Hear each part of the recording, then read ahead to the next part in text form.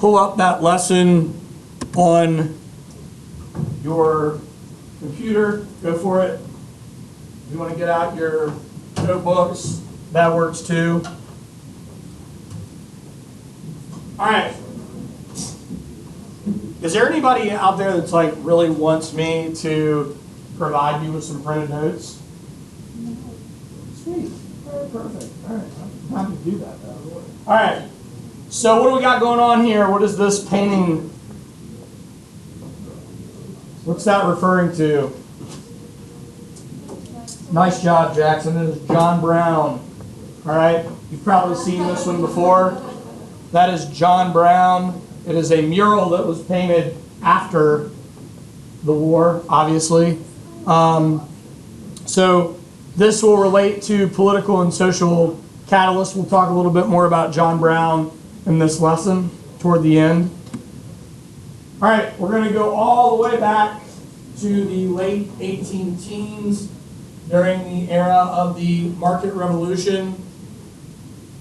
Due to the growth of canals, we're not yet at the railroad point, but we've got the growth of the canals, we've got the building of roads, steam power, thanks to Robert Fulton's Claremont, and thanks to some other agricultural inventions where, at this period of time, Cyrus McCormick's just working out the kinks on the reaper, or well, his father was. He'll take up the job. So people are starting to move west. The Missouri Compromise is going to occur because folks are going to want to go out into the Louisiana Territory and settle. If we remember all those Northwest Ordinance laws that were passed during the Articles of Confederation days prior to the Constitution, the one thing that held strong after the Articles were done away with and the Constitution replaced it was that laws were set up for statehood, right? You had to have a certain number of inhabitants, roughly 60,000 inhabitants. You had to establish local governments. You had to establish counties. You had to be prepared to write a state constitution, and you had to apply for statehood. Prior to this entry of Missouri, the slave state, free state balance had come in pretty evenly. So prior to Missouri trying to come in 1818, 1819, that balance was 11 and 11. And pretty much the balance was, that Mason and Dixon line is roughly where it was. Did we talk about the Mason and Dixon line yet? We didn't talk about it. All right, so the Mason and Dixon line has very little to do with the Civil War.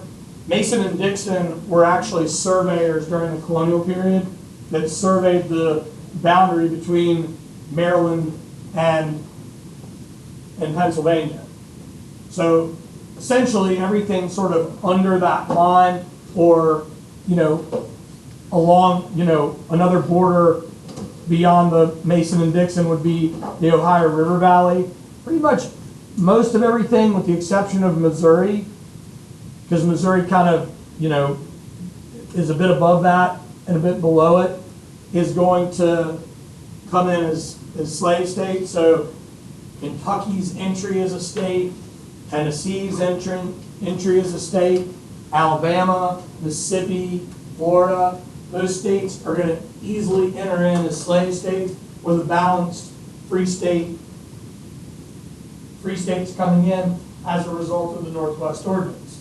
If you don't recall the Northwest Ordinance, the states that are going to enter gradually through the Northwest Ordinance are going to be Ohio, Michigan, Indiana, Illinois, Wisconsin. So this balance stays pretty even up to this point. So Missouri decided, and this is again politically a very tense moment. Not everybody in Missouri was interested in it becoming a slave state. We're not yet there to the theory of popular sovereignty yet. We'll get there. So Missouri's going to sort of disrupt the balance that they enter as a slave state. So there's a guy from New York named James Talmage who says, oh, we got a great proposal. What we'll allow for is Missouri to enter as a slave state, but all slaves born in Missouri, the second generation slaves, will gain their freedom. Talmage's amendment was attached to several bills or that managed to make their way through the House, but it was stopped dead in its tracks in the Senate. Why do you think that would be the case? Okay, that's a really good point. Excellent. It'd be difficult to enforce. Yeah. Okay. I like that. That's a good point of view there. What's another reason why it would have been dead? It would have been dead in the water in the Senate. Well, that's a good look at it too, but Missouri's not like a thriving economy yet. Mason. All right, so let's think about that. How many senators per state? 2, right? And if you're looking at 11 and 11 states, it's not going to be very difficult for what group of senators to band together to prevent this from moving forward? Southern senators, right? Not to mention, what political party at this period of time is now dominant on the political landscape in the country? The Democratic Party. Exactly. I mean, this is the period of time where the Federalists are pretty much gone. The only Federalists that are still sticking around are either on the Supreme Court like John Marshall, or there are others that have been elected for a long period of time that pretty much keep their political positions or continue to get reelected until they've run their course. So the Federalist Party is on the way out. The Democratic Party is sort of reigning supreme. So the Southerners are actually going to be able to find some support along what we would refer to as border states, right? They might be able to find support along states that border the Ohio River Valley, because that goes back to what Michelle talked about earlier. Economically, there will be implications, and it might affect the commerce and trade and the agricultural productivity of Missouri. So Henry Clay steps in, the great compromiser. Clay decides the best course of action is to keep the free state, slave state balance. Okay? This is where what we would refer to as the Great Triumvirate. Okay, and I'm not referring to ancient Rome or ancient Greece. I'm referring to the Great American Triumvirate, the Western agent being Henry Clay, the Northern agent being Daniel Webster, and the Southern agent being John C. Calhoun. And this continues despite where they move around politically. Clay will be in the House, Clay will be Speaker of the House, Clay will be in the Senate. John C. Calhoun, Vice President, Secretary of War, Secretary of State, member of the House, member of the Senate over the course of his career. Same thing with Webster. Member of the House from 2 different states and a Secretary of State for a time. So this compromise is the start of these compromisers regionally kind of coming together. This is really the first compromise to pacify the North and the South and the West and keep the country out of civil war. So what happens here is Missouri enters as a slave state, Maine will enter as a free state, and all slavery will be prohibited in the territories north of what is known as the 36° 30 line. And you all are all very familiar with this latitude line. You've crossed over it many times. If you've ever been going south toward North Carolina and you cross that border that says welcome to North Carolina, and you come back and it says welcome to Virginia, that is the 36° 30.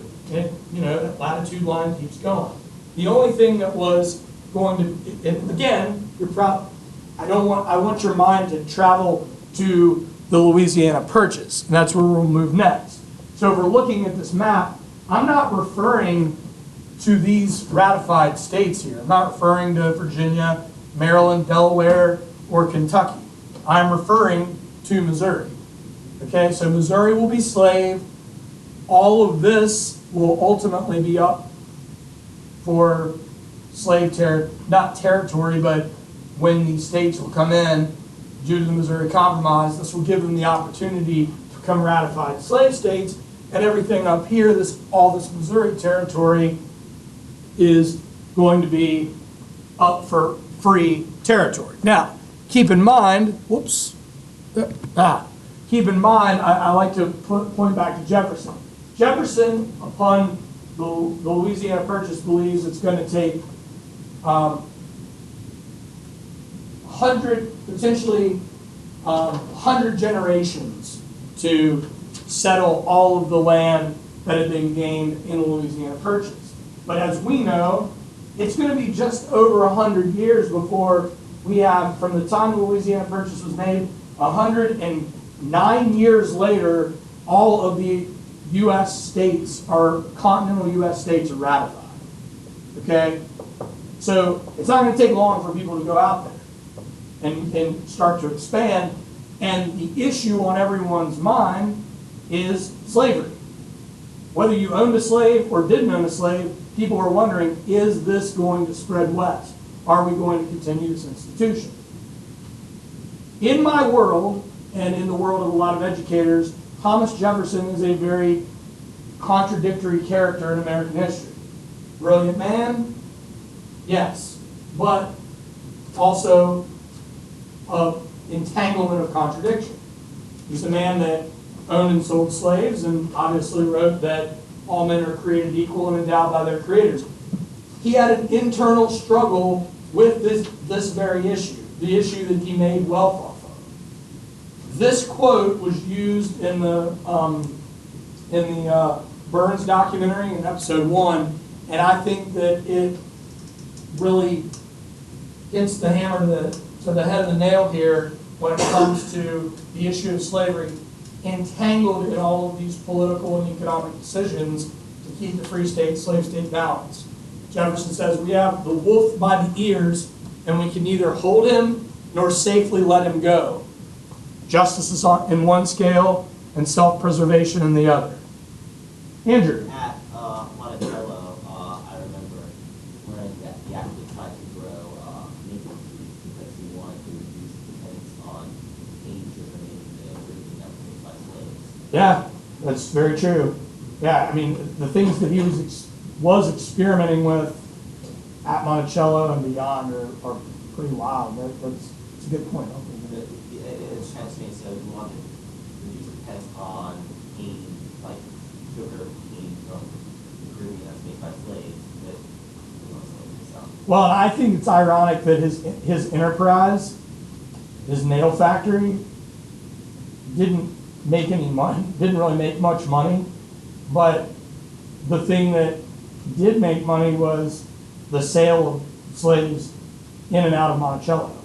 So that, again, another contradiction, and then we have other issues, Jefferson alone, Sally Hemings affair and all that we can talk more about, but I don't want to go down that road right now. Any questions here? All right, very good point, Andrew. Are we good with this map? Kind of bummed out. I was hoping, so some of these maps that I have, when you hit the button, that line's supposed to come up and draw, like a little animation type thing. It didn't work out. So it's all good. All right, moving right along. All right, the Lone Star Republic. Texas has a important role in all of this. A little bit about the history of how Texas became what it was, and we're going to just do a sort of a thumbnail sketch on this. Moses Austin, citizen in Southwest Virginia, appealed to the Mexican government because Mexico had not too far before this gained their independence from Spain, appealed to the Mexican government to essentially get a land grant or a charter to settle in Texas. And they were going to bring families throughout the American South, and they were going to move to Texas, and the goal was to create an agricultural economy and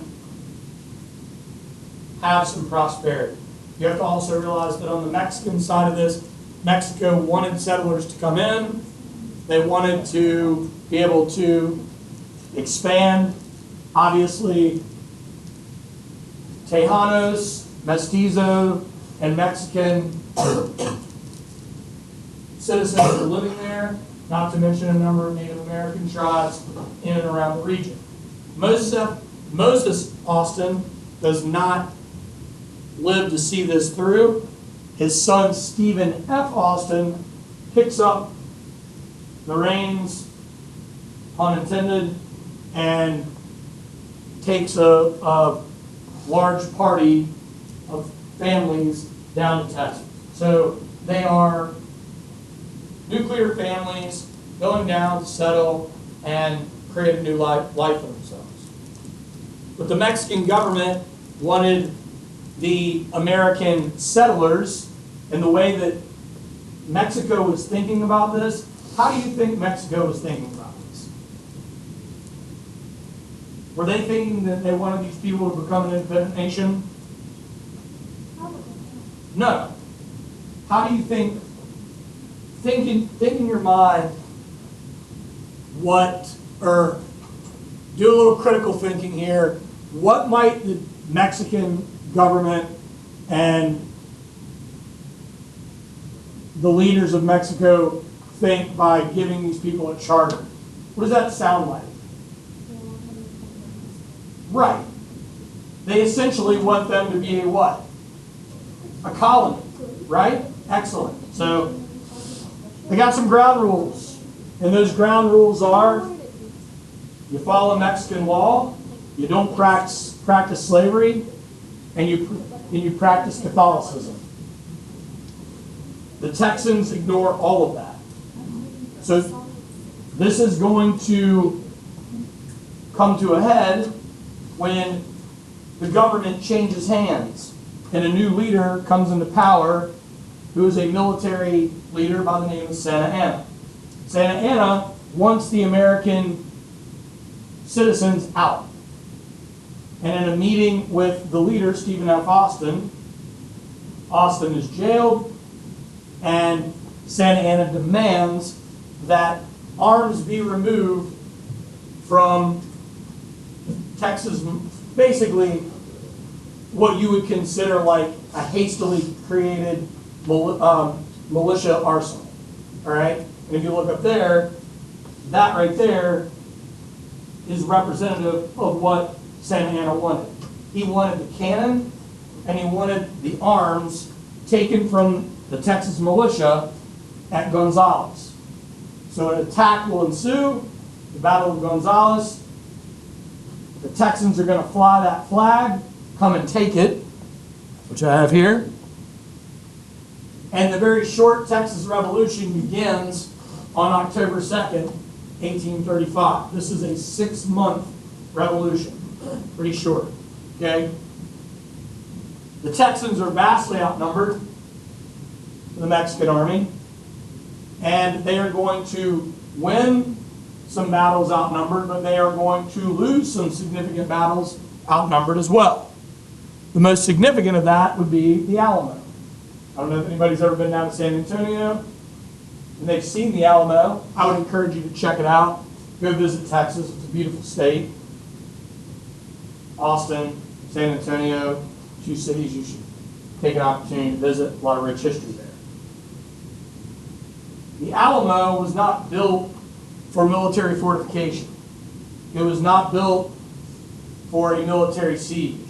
The Alamo was built as a what? All the way back in the 1700s. Over 100 years before this battle, what was the Alamo built for? Any ideas? Be bold.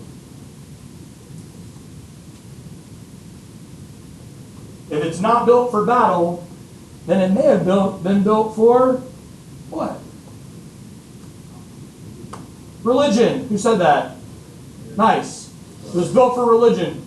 It was a Spanish mission. Okay? They will hastily attempt to fortify. They will be surrounded. They lose every soldier at the Alamo. The Texans are on their heels by now. Some of the fighters that they lose in this particular battle are going to be Davy Crockett, Jim Bowie. They also lose William Travis. So now they're down 4 key leaders, and there's one leader that's going to sort of rally the troops, and that leader is Sam Houston. Sam Houston will rally the militia, and they will defeat Santa Anna's army at the Battle of San Jacinto.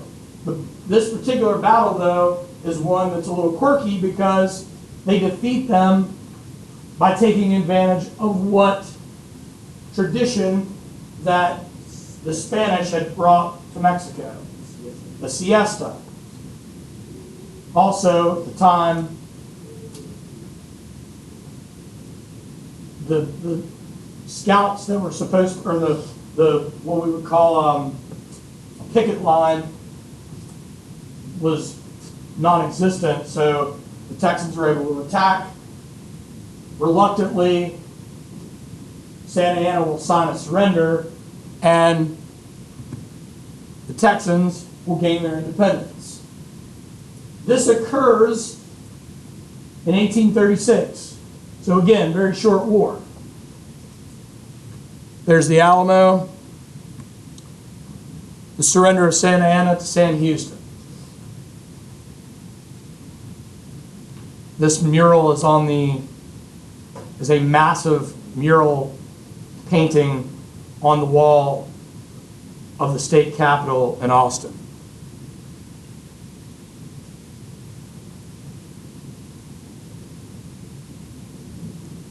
So how long does Texas remain an independent republic? Any ideas? 2 years is a really good guess. It's not right, but it's a good guess.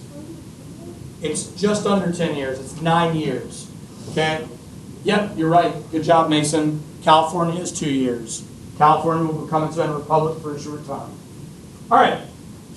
So, as a republic, they keep practicing slavery. As a republic, they get involved in the what type of agriculture? Well, they've gone from colonization to independence and won this revolution. And what crop do you think they'll start growing? Cotton. Very good. They get involved in cotton production. So now the United States is in a very interesting position. Do you bring Texas in as a slave state and disrupt the free state, slave state balance, or do you wait? The United States chooses to wait. And Texas will enter in at the end of the presidency of John Tyler. That's when the process began, and officially enter as a slave state during the presidency of James K. Polk. So Texas now enters as a slave state. That now allows the South to expand farther than the slave South to expand farther than people had anticipated. All right. It would not be right without talking a little bit about northern expansion as well. Yeah, sure.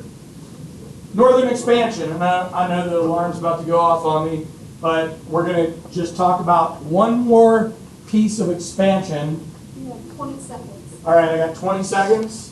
Yes. Okay. I think I can do this in 20 seconds. There is a border dispute over the northern border of Canada and Maine. It's actually a war that's going to be fought. It's a really small war of skirmishes. Thanks, guys. It's a small war. I'll wrap this up and then we'll move on. It is a small war of skirmishes that are fought between lumberjacks. It's called the Aroostook War. It's also called the Pork and Beans War. Okay? This particular battle war, it almost ignites into something bigger, but cooler heads prevail.